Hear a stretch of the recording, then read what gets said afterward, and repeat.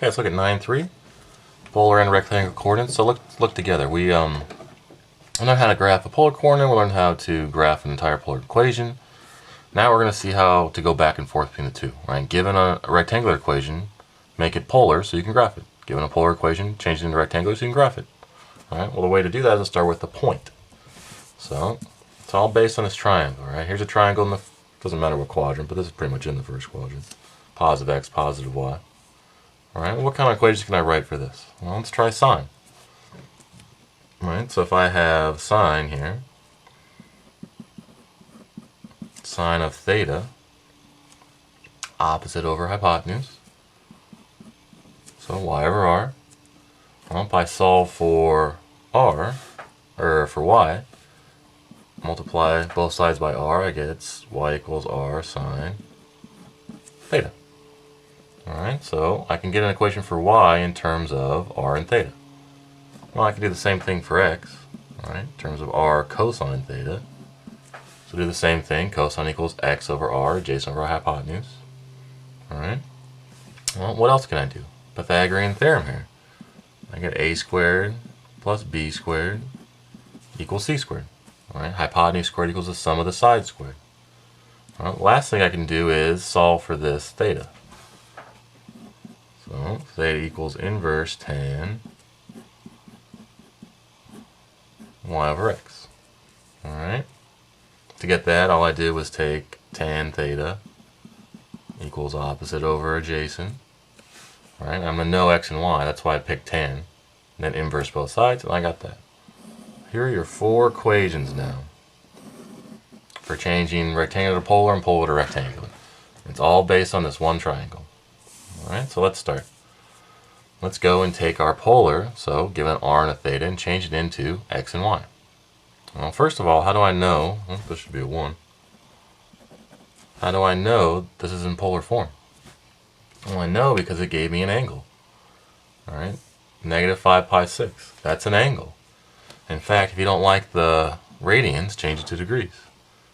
So this is the same as negative 2. Alright, 180 divided by 6 is 30. And this is negative 150. 150 degrees, right? So I'm given an angle. That's a polar coordinate. Well, I want to solve now for x and y. Well, what are my x and y equations? So I have x equals r cosine, y equals r sine.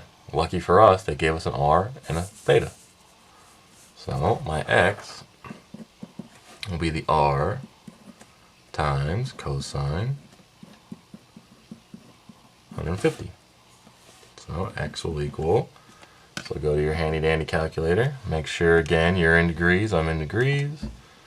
So I'll get negative 2 cosine negative 150. So get 1.73. Right? Again, these are reference angles too, so if you wanted to do a negative 150, which is reference angle 30, you just get a rad 3 over 2. It'll be fine. Or a negative rad 3 over 2. Times 2 is just negative 3. It doesn't matter though. So that's my x value. Let's find my y. 2 sine negative 150. Okay, and likewise. Alright, so this should come out to be positive 1. So now when you write your answer, a polar coordinate of negative 2, negative 150 is a rectangular coordinate of positive and positive. Alright? Okay, well, let's go the other way. Let's say you're given a rectangular coordinate. Alright, you want to change it into polar. Well, I know it's rectangular, it's x and y. There's no theta here, there's no pi, there's no degrees. So you're good. Okay, unlike your polar to rectangular where it's always going to come out okay. Alright? This one, you need to check your quadrants just to make sure they match up. Alright, so this is a positive x, a negative y. This is in the fourth quadrant. Alright, now if I go back to my equations, I have an x and a y and I want an r and a theta. So, actually when I solve for this, I can take my r squared equals x squared plus y squared, take the square root of both sides, and get r squared equals x squared plus y. right? Square root of all that. Now there was a plus or minus here. You can leave it plus or minus, or you can just make it always positive. Because remember, when you graphed your polar coordinates, a positive radius meant that if you're actually facing your angle, if you're facing the direction, you just walk forward. A negative radius meant you'd walk backwards. So since you have that choice, if you just want to always make it positive, just make sure that you're facing the quadrant. So if you're facing the quadrant, you'll always step forward. So it leaves out a decision-making part. But you can make it positive or negative. It makes no difference. All right? I'm just going to make it all positive because then I know my answer is always walking forward. All right? So let's try that. Here I want r. Well, r equals the square root of x squared plus y squared. Alright, so r equals, so you'll just get, make sure when you plug it in the square root. So you can get the positive, could be just positive, right, squared, but the negative has to be in parentheses. Right? Otherwise, it's not going to come out. So the negative 4 has to be in parentheses. So you get a 4.47. 472, is that what it was? 4.472. My theta now, inverse tan, negative 4 halves. So let's try that. Inverse tan, negative 4 divided by 2. I get a negative 63.43 degrees. Okay, now here's where you need to check. I'm in the fourth quadrant with this point. This angle is in the fourth quadrant, so I'm good. They match up. So then I know it's just 4.472, comma, negative 63.43. Alright. If they didn't match up, right? So if this was in the second quadrant, this one's in the fourth, then I'd have to add 180, because remember tans, right, are equal in the fourth and the second, right? Whatever my angle is, my reference angle. Right? So tans are always diagonal. That's why we actually pick tan. Right? Because then, no matter what, if I'm in the wrong quadrant, I just add 180 because it's got to be the opposite quadrant. It's got to be a straight angle. Right? That's the tan. And if you don't like the negative, you can add 360. Right? Get this to be 296, whatever. All right? Either way.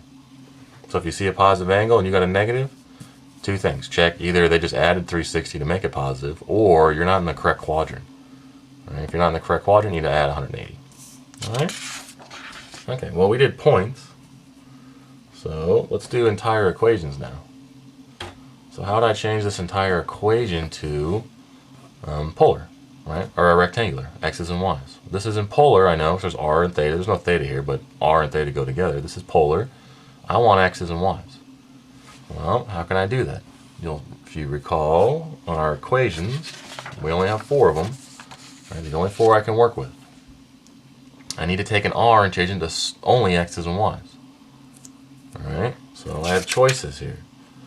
I could do, you'll notice if I had an r times sine, I could have a y. So if I multiply both sides by sine, alright, don't write this down, but just look. In fact, I'll do it on a separate sheet. Alright, if I multiply both sides by sine, I'd get r sine theta equals negative 3 sine. Again, don't copy this into your notes. You'll notice I have r sine now changes into a y. Alright, because that's the equation. Right? R sine equals y. So I can just substitute that straight in. Well, I'm good on this side. I have the y I want. On the other side, though, I don't. I still have a theta. Right? All I wanted to do was change this r into x's and y's, and by doing this multiply by sine, not only did I, well, I did get rid of the r, I guess, but I have a theta now. I didn't help myself. So on some things like that, you're going to try it and think, well, I'm in the wrong direction. I just added a theta. Well, let's go back to our list now. You'll see cosine. If I did the same thing with cosine, it would be exactly the same. So I have a cosine theta instead of the sine. Well, look at this. If I could square that r somehow, I could change it directly into x's and y's. Well, there are 2 ways to square. The first way, I can just, since there's an equal sign, I can square both sides. Alright? Now by doing that, I have an r squared. So that can change directly into x squared plus y squared. You'll see no more r's, all I have are x's and y's. This is rectangular form. Alright, so I just changed it to rectangular from r's and thetas to x's and y's. And you'll see that they're both circles. If I was going to graph r equals -3, alright, I could just graph my polar coordinate. Alright, they're just the angles for the axes. Each hash mark or tick mark is a circle, so that's r equals 3. If I was going to graph this, here's x, here's y. Well, 1 squared plus another squared, this is a circle with origin at 0, 0. And the radius is the square root of this answer, right? The equals. So square root of 9 is 3, so 1, 2, 3. Right? You don't have to graph them, but just look, they're the same picture, right? I just converted a picture of a circle for radiant or for polar into a graph of a circle for rectangular. And you'll see the equations are different than they should be, because one's r, one's theta, the other one's just x's and y's, right? Okay, how about if I wanted to go back? So here I have rectangular because they're x's and y's, and I want polar. I want r's and thetas. Alright? Well, you'll notice right off the bat, I have an x squared plus y squared. Alright? That is an r squared. And if you look at your equations, r squared equals x squared plus y squared. Right? So I can just substitute that directly in. Well, that's good news. I got rid of 2 and got an r squared. Well, you'll see the y now. Y is equal to r sine theta. Alright, so where there's a y, I can just substitute in r sine theta. Alright, so now you'll see, let me zoom in a little bit. From this step, I have no more x's and y's, I have r's and thetas. So this is polar form right now. Alright, so I completed the task of the question, write in polar form. Okay, the only problem is when you write in polar form, you have to solve for r. Right? And actually, the rectangle you can solve for y too. Or also, I guess, because if you want to graph them, they need to be y equals. This r, though, not only do you want to solve for it if you ever want to graph it, but you'll see when I do solve for r, if I rewrite it, alright, something weird's going to happen. So you see I have a common r, take it out, and now I have the zero product property law, 2 multiplication terms, right, equals 0. That means I can split them up, set them both equal to 0, and then you'll see this, right? Here's the weird thing that happens. Well, this is a circle with radius 0. That makes absolutely no sense. So this isn't a solution. So in this right here, right, my first step, I have a solution that doesn't make any sense. So what I'm really doing is simplifying. So now you'll see, by solving for r, I found out the crap solution, and now I just have this good one. Alright, so it could happen in x and y. For us it won't though. So, but for the r's and the polar, that will happen a bunch. So make sure you solve for r just to check to see if there's this nonsense solution, and to kind of get it simplified too. Alright, well, there you go.